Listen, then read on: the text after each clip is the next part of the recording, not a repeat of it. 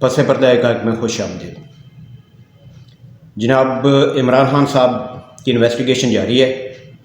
جو 9 مئی کے واقعات ہوئے ہیں اس میں 12 مقدمات درج کیے گئے ہیں راولپنڈی اسلام آباد میں، اور ان کا 2 روزہ جسمانی ریمانڈ لیا گیا تھا، جس کی انویسٹیگیشن ہو رہی ہے، اور انویسٹیگیشن کے بعد امید کی جا سکتی ہے کہ ان کا کیس آرمی عدالتوں میں چلایا جائے گا۔ عمران خان صاحب نے اپنے دور اقتدار میں جناب 30 سالہ منصوبہ بنایا، جس میں بندیال صاحب، فیض حمید صاحب اور بڑے بڑے لوگ شامل تھے۔ لوگوں کی ذہن سازی کی گئی، ان کو آرمی کے خلاف کیا گیا۔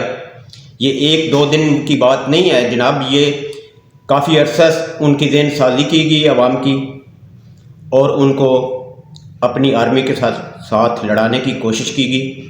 آرمی تصنیبات پر حملہ کرنے کیے، GHQ پر حملے کیے اور ایئر بیس پر حملے کیے۔ اس طرح آرمی کے اختیارات کم کرنے کا یہ طریقہ نہیں ہے۔ آپ قانون سازی کریں، اسمبلی میں بیٹھ کے دوسرے سیاستدانوں کو اپنے ساتھ بٹھائیں اور قانون سازی کریں، ان کے اختیارات کم کریں۔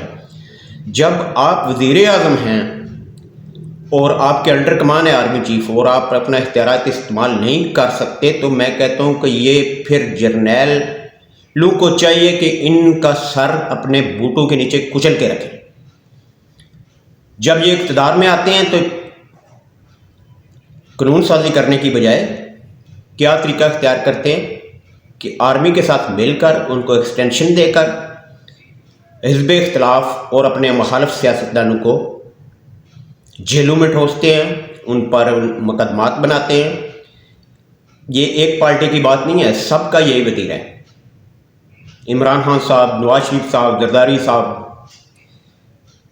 زرداری صاحب کو ایک کریڈٹ دینا پڑے گا کہ ان نے کم سے کم 18ویں ترمیم جو ہے نا وہ پاس کی ہے، جس میں کافی صوبوں کے لیے جو ہے وہ اختیارات حاصل ہوئے۔ باقی کسی نے بھی، عمران خان صاحب 4 سال تک سیم پیج پر ہیں، اور باجوہ صاحب نے پاکستان کے لیے یہ کر دیا، خارجہ پالیسی ہماری سنبھالی ہوئی ہے، ایسے کر دیں گے، وہ کر دیں گے۔ اس کے بعد پھر وہی باجوہ صاحب جب عمران خان صاحب کی بہن کچھ دن پہلے بیان دے رہی تھی کہ باجوہ صاحب نے ایکسٹینشن کے بدلے ہمیں 2 تہائی اکثریت دینے کا وعدہ کیا تھا۔ شرم آنے چاہیے اس طرح کی بات کرتے ہوئے کہ بھائی وعدہ، ایک آپ کے انڈر کمان گورنمنٹ سرونٹ ہے اور اس سے آپ وعدہ لے رہے ہو کہ مجھے 2 تہائی اکثریت آپ دلوائیں گے تو میں آپ کو ایکسٹینشن دے دوں گا۔ ایسی تو بات ہی جو عوام کے ووٹ سے اقتدار میں آئے اس کو ایسی بات سوچنی بھی نہیں چاہیے، نہ ایسی بات کرنی چاہیے۔ یہ سارے آرمی کے ساتھ مل کر ان کے ذریعے اقتدار میں آتے ہیں۔ فیئر اینڈ کلین الیکشن کوئی بھی نہیں چاہتا۔ سب کہتے ہیں کہ ہمیں آرمی گود میں بٹھائے اور اقتدار ہمیں سونپ دے، اور ہمارے جو مخالف سیاستدان ہیں ان کو ہراساں کرے، ان کو پکڑے، ان کی آڈیو اور ویڈیو بنائے، اور پھر ہم ان کو بلیک میل کریں، ان کو جیلوں میں ڈالیں۔ اسی طرح پاکستان کا بیڑا غرق ہوتا رہے گا، اور ہوگا کیا؟ کچھ بھی نہیں ہوگا۔ جرنیل بے شک کرپٹ ہیں، لیکن میں کہتا ہوں کہ اس طرح کے جو سیاستدان ہیں جن کو اپنی ابیلٹی کا پتہ ہی نہیں ہے، جو اپنا اختیارات استعمال ہی نہیں کر سکتے، تو پھر یہ اسی قابل ہیں کہ ان کا سر بوٹ کی ایڑی کے نیچے کچلا جائے۔ اور یہ اسی طرح ایک اقتدار میں آ جائے اور دوسرا حزب اختلاف میں آ کر کیسوں کا سامنا کرتا رہے، جیلوں کا سامنا کرتا رہے، اس کی کردار کشی کی جائے، اس کی آڈیو جاری کی جائے، اس کی ویڈیو جاری کی جائے۔ یہ تماشا پاکستان میں اسی طرح چلتا رہے گا، کیونکہ یہ سیاستدان ہمارے نااہل ہیں۔ یہ آپس کے اختلاف بلا کر سب ایک پیج پر آئیں اور بیٹھ کر قانون سازی کریں۔ عدلیہ کے اختیارات بھی اور اسٹیبلشمنٹ پہ اختیارات بھی ان کا کوئی دائرہ اختیار بنائیں، ان کا حدود تعین کریں۔